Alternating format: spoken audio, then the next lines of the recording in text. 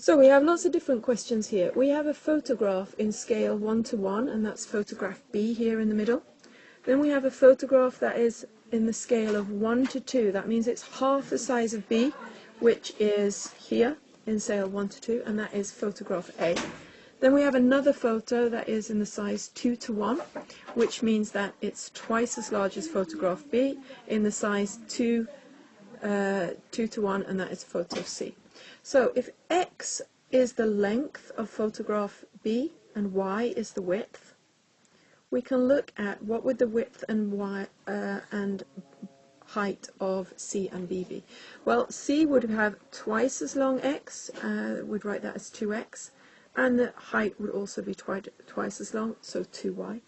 Whereas in the picture that's half the size, the width would be Y divided by 2, and the length would be X divided by 2.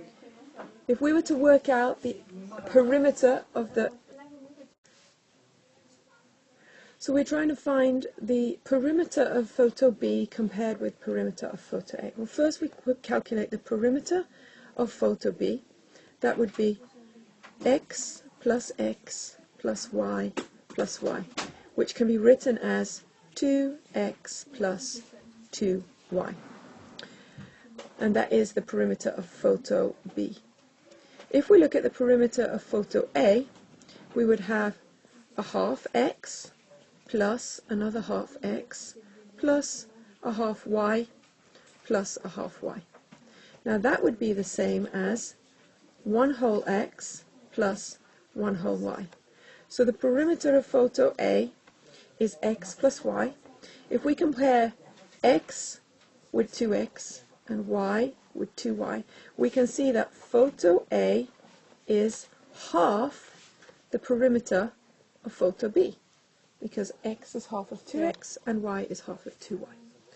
So now it wants us to compare the area of photo B compared with the area of photo A. Well, our formula for area is that we take the length and multiply it by the height.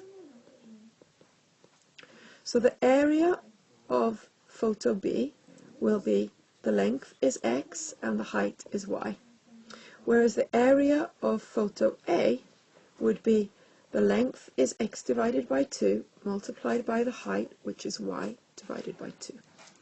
This gives us X times Y on the top, XY, divided by 2 times 2 is 4. So we can see that the area of photo A is a quarter of the area of photo B, because the area of photo B is XY, but the area of photo A is a quarter of XY. So the things are the same, so we get then the relationship where the perimeter is half of photo A compared with photo B, but the area of photo A compared with area of B is a quarter. So B times a 4 times larger area, even though the perimeter is only twice as large as the perimeter. That was the first half of the question. Let's now look at the second half, where they're asking you to compare the perimeter of photo C with the perimeter of photo A. So we use the same formulas to calculate. Let's have a look. First of all, this is question C. We have the perimeter of C will be 2X plus 2X plus 2Y plus 2Y, giving us 4X plus 4Y. 4 lots of X plus 4 lots of Y is the perimeter of C, whereas the perimeter of A is again X divided by 2 plus X divided by 2 plus Y divided by 2 plus Y divided by 2. That's the same as half an X plus half an X is a whole X, half a Y plus half a Y is a whole Y. So the perimeter of photo A is X plus Y, whereas the perimeter of photo C is 4X plus 4Y. We can actually take the 4 out the front of the brackets here and do this. 4 lots of X plus Y. you're allowed to do that, because that means this 4 has to be multiplied by the x, and then the 4 has to be multiplied by the y. So these two things are exactly the same term. 4x plus 4y is the same as 4 times bracket x plus y. We can now see that perimeter C is 4 times as big as perimeter A. Here we've got 4 lots of x plus y, and here we've only got 1 lot of x plus y.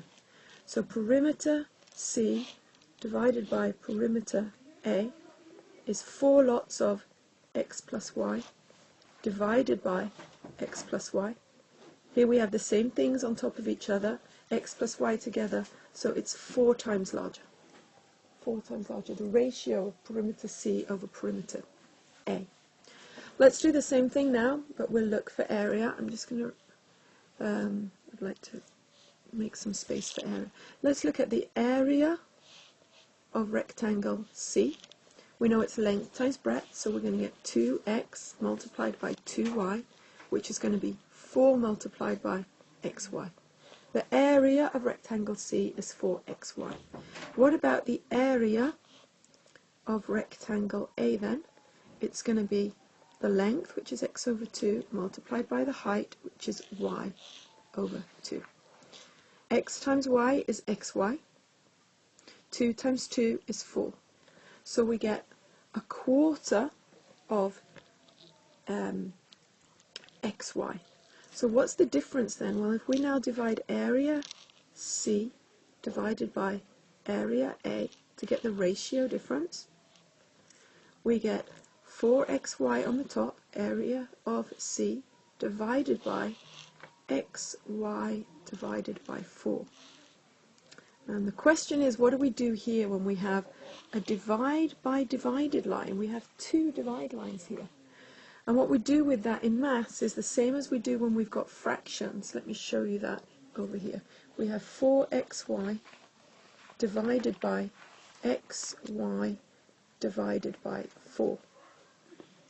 When we have a fraction like this, if we had 2 divided by a half, that would be the same as 2 over 1 divided by 1/2. And what we do in maths is when we want to do a divide by a fraction, we turn this into a multiply and swap the 2 and the 1 the other way round.